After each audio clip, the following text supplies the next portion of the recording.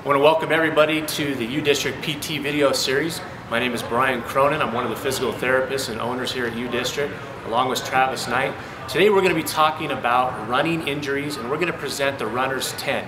So what we're going to try to do is establish a video series that will show 10 different exercises that you can do on your own to help try to prevent injuries and also improve performance. We see a lot of people that come into physical therapy with hip problems, plantar fasciitis, anterior knee pain, a lot of injuries I really think can be reduced if we are designing a training program to do outside of running. So if all you're doing is running, eventually I think the body's going to break down, especially when we are making jumps. We're going from a 5K to a half marathon to a full marathon. The body's going to break down. So what we want to do is establish a program that you could do in the gym, at home, using very little equipment that looks at balance, strength, core strength, all very important for runners. So today we're going to invite Katie, one of our trainers, in. We're also going to invite Brendan, who is one of the members of the Flying Irish here in Spokane. And we're going to invite them in. We're going to do some filming of them running, showing a little proper dynamic flexibility and warm up. And then we're going to take those two individuals and we're going to take them through the Runner's 10. So let's check it out. So our first exercise here is the lunge matrix. So with running, we know that we're just predominantly going straight ahead. We want to make sure that we are strengthening, stretching in multi-planes, particularly sideways and rotational. This first exercise with the lunge matrix, we're going to go straight ahead, we're going to go out to the side, and then we're going to do a backwards rotational. This next exercise, mini bands, lateral shuffle. So we're going to put some resistive bands around the ankles, keeping the toes straight ahead. We're going to do a lateral shuffle to really work the outside hip muscles, making sure those are nice and strong. This is the four-way hip exercise. So one foot has a resistive band around it or a pulley system. So we're going to balance here on your left leg, keeping your body completely straight. We're going to force your left hip musculature to keep your pelvis nice and level as you swing the foot. And we're going to go all four directions, forward and back and both sideways. And we're looking to do 10 to 15 of those each way, making sure that the body stays straight up and down. As you advance this, you can either add more speed to it, so increase the speed as that foot is moving, or you can also challenge your balance by standing on a piece of exercise equipment that causes your balance to be demanded a little bit more, such as an Airex, a Bosu ball, or a rock. Again, trying to keep the body nice and straight and teaching that hip how to stabilize that pelvis. This is where we see a lot of people with injuries, particularly IT band issues, anterior knee pain, because their hips are weak, causes their pelvis to drop and put a lot of stress on the knee or the hip. This one is our Bosu switch. So one foot in front of the other, designed as a nice dynamic balance exercise.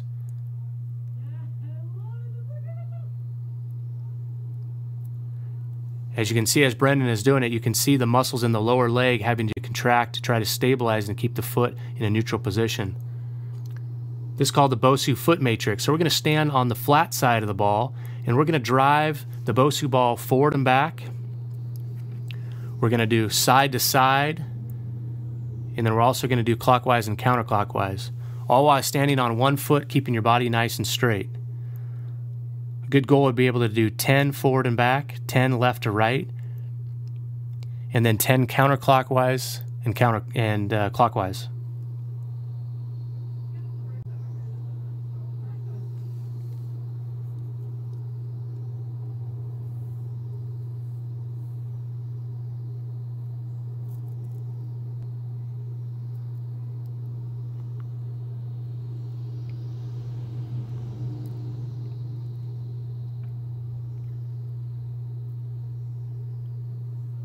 So here Brendan is going forward and back, and you can see the muscles of the lower leg having to really work to help try to control the balance.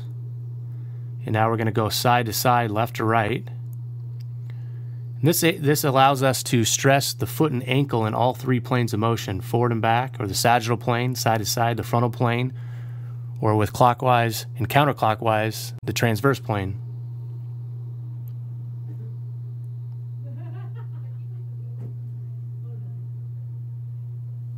This next one is our single leg balance arm matrix. So now we're going to be standing on the ball, but instead of moving the foot, we're going to move the upper body. So we're going to go up and down with the body.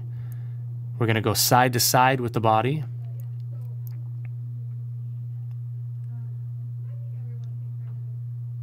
And then we're going to add a transverse or rotational plane. So now we're going to go side to side. You can see how it really challenges the body and really stresses the balance.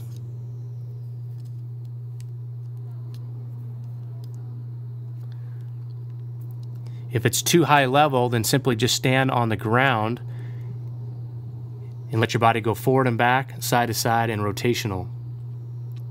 To challenge your balance, stand on something such as the Bosu ball.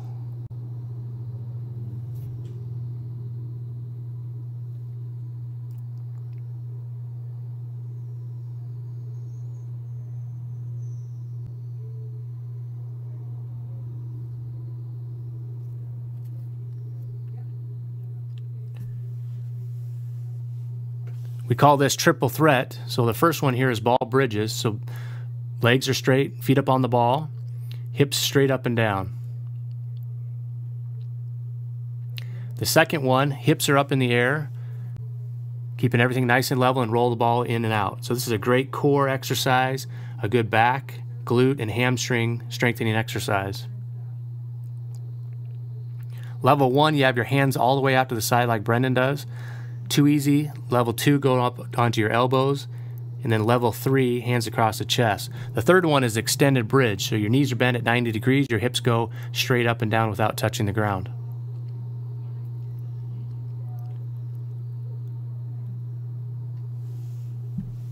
So with the ball bridges, trying to keep your hips and core straight in alignment, going straight up and down.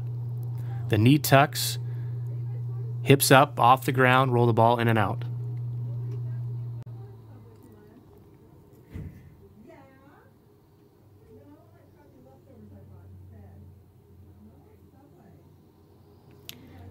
And the third one, knees bent at 90 degrees, hips up and down.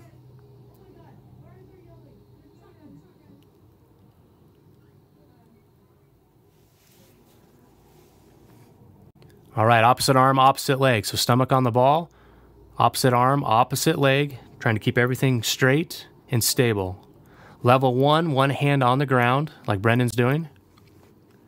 If it's too easy, level 2, put the hand on the ball.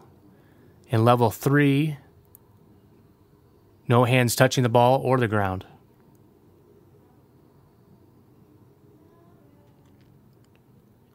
This is our plank series. So for level 1 here, back is straight, up on your toes and on your forearms.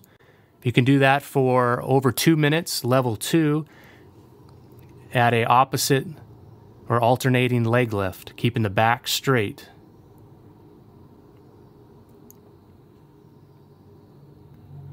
We'll move into the side plank. So you're in their side plank position here, holding it nice and straight. If you can do that for 1 minute. Level 2, add some hip drops. Bring the hip down, barely touch the ground, and then come back up. You can do 20 of those without any problem. Level 3, we'll hold the side plank position, and we're going to do leg lifts. So we're really going to be working the bottom leg and the bottom hip to keep everything nice and straight.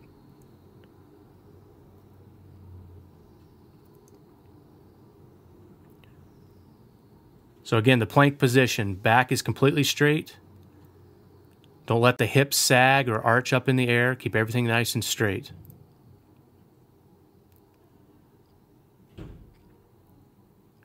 Level 2, add an alternating leg lift.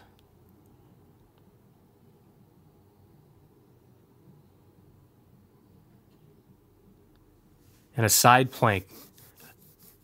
Again, the body and the trunk in a straight line.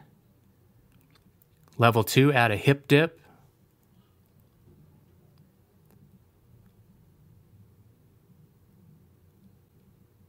You can do 20 of those, go on to level 3, leg lift. A good goal on this is 25.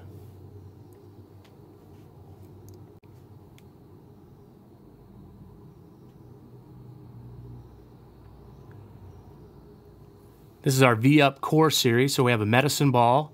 So we're going to do a rocky twist, 4 to the side, and then 4 through the legs. So we're going to rotate the ball from the right hip to the left hip without touching the ground. So the back is straight, the knees are bent, and the feet are off the ground. And then we're going to go through the legs 4 times. So 4 times side to side, 4 times through the legs.